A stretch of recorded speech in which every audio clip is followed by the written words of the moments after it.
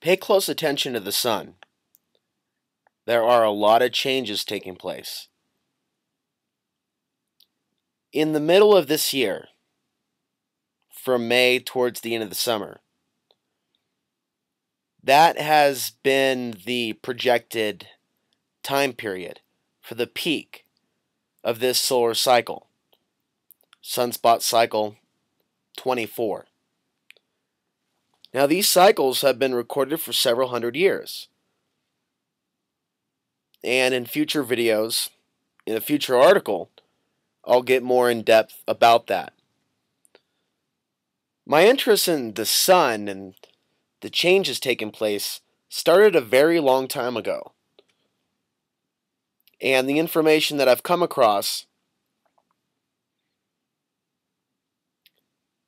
is still not, I have not yet presented all the information that has truly fascinated me over the years. Back in 2009, I did write an article entitled Sunspot Cycle 24 and the Earth's Weakening Magnetic Field. It was published in Nexus magazine out of Australia. And even back then, I was coming across information linking solar maximums with cycles of social unrest, cycles of war, revolutions, periods of great change. And I think the period of great change that we're in is misunderstood by a lot of people. This epoch that we're moving into is something that, well, for some, it's been interpreted as a period of time where we reach a collective shift in consciousness on the other end of the polarity, with some of the 2012 doomsday prophecies and even projections about the future, where we go from here on out. On the other end of the polarity, there's the end of the world script. The apocalypse perspective, that this is where all of this is going. When we look at the intensities of solar maximums in the past, we can see a correlation with wars and conflict. And I have no doubt that that which is truly controlling this government, this whole system, they understand the science of how mankind, especially men, are affected by these changes in the sun. And that certain events are manufactured during these periods that we go through. There were a lot of solar flares that were occurring during the time of 9/11. We also saw a solar maximum around the first time the U.S. went into the Gulf. And we can go decade after decade, every 11 years backwards, and see so many things taking place on the timeline. So here we are in 2013 in the alternative media and the mainstream media. For the most part, the predominant topic has been the shootings and the gun issue. And there's a lot of negative energy that has been created from these manufactured shootings and these situations that we're seeing. There's also a lot of anger out there, and without a doubt, there has been an increase in violent outbursts. And we can see from the past that this is nothing new. And some describe the solar maximum as a time when there's more yang energy, and the solar minimum is a time when there's more yin energy. So there seems to be this balance there. And again, a correlation between the intensities of the solar maximums and the amount of wars, revolutions, and why diverse changes in human society's consciousness. Now, whether these are positive changes or negative changes, I think that depends on what you're looking at, because there are so many things taking place on the planet. But in terms of 2012, and where we are now and where we're going, I've always seen this as a significant point in time that is not just talked about by the Mayans, but many other ancient civilizations as well. And it's very interesting to see NASA come out over the last few years and talk about how intense this upcoming solar cycle may be. And not only in sunspot cycle 24, but 25. Because the studies keep changing. The data keeps coming in. And the new data upgrades and updates the old projections. So the jury is still out as to what we might see in sunspot cycle 25. But sunspot cycle 25, the maximum portion, this is the era of time that truly has my attention. And we're talking about the era of time between 2021 and 2025. And there's some other information about some sort of a conveyor belt reaching an extremely low point. This is something that, I'm going to do more research into. But when I look at the future and this coming staged world war with China, I'm looking 10 years down the line.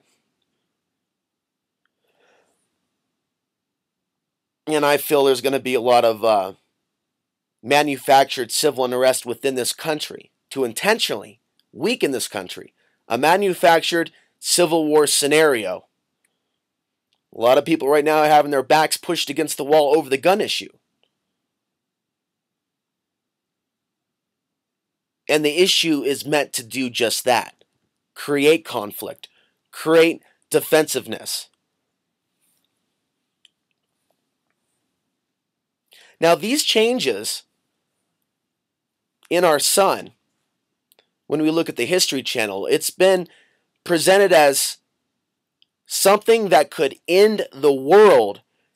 And what's unfortunate about presenting these changes in that manner is it pollutes the greater reality of what could truly be coming following a potential collapse of our electric grid.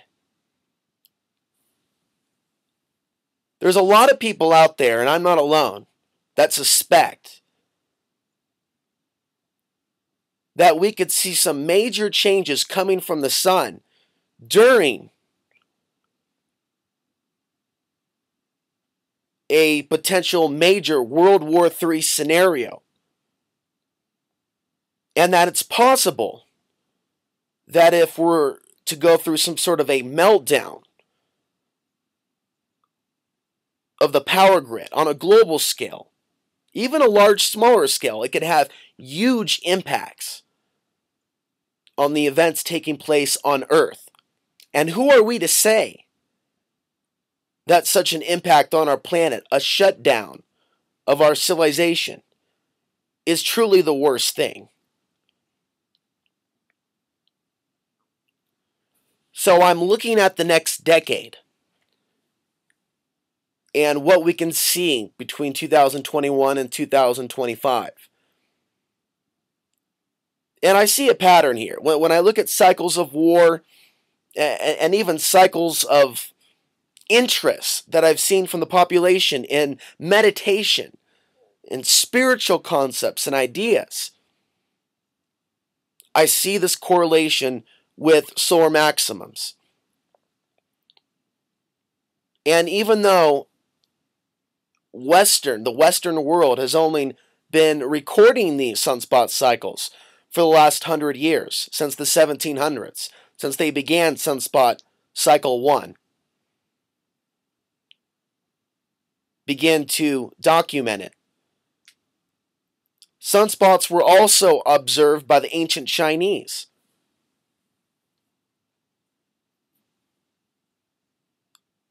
There are so many mythologies out there about the sun itself. Some ancient societies even going as far as to worship the sun. There are these ancient practices which I find to be very interesting, such as sun gazing, and the beliefs that by gazing at the sun, at sunrise and sunset, first starting 10 seconds at a time, then day by day increasing it 10 seconds at a time until you reach the ability to where you can meditate, view the sun for up to 45 minutes. There are so many examples in India and even in this country in recent years where people have been sun gazing as a means to increasing energy and an overall life force in the body, similar to the way that plants do. And of course, viewing the sun when it's overhead past that particular hour of sunrise and sunset is not recommended. But when you see this correlation, the mythologies across the world worshiping the sun, you see this ancient tradition of sun gazing. We see this pattern of changes in society. One could perceive them to be positive, one could perceive them to be negative.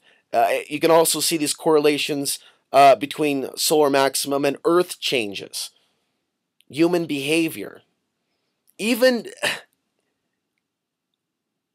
certain patterns of good music being released, and interesting books being written, interesting ideas being shared.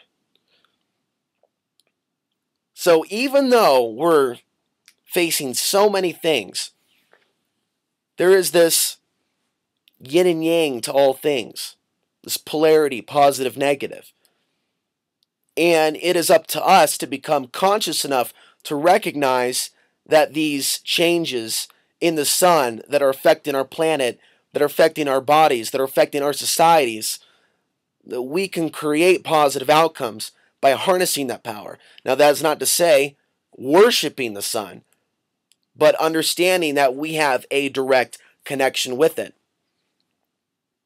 On a basic, fundamental, simple level, I understand on an intimate level that I am dependent on the sun. I am off the grid. It is cold when the sun goes down. It is warm when the sun comes up. And that is a very basic, primitive understanding and concept of how I, as a physical being, relate to the sun. But we can see on a larger scale how this is magnified into so many other areas.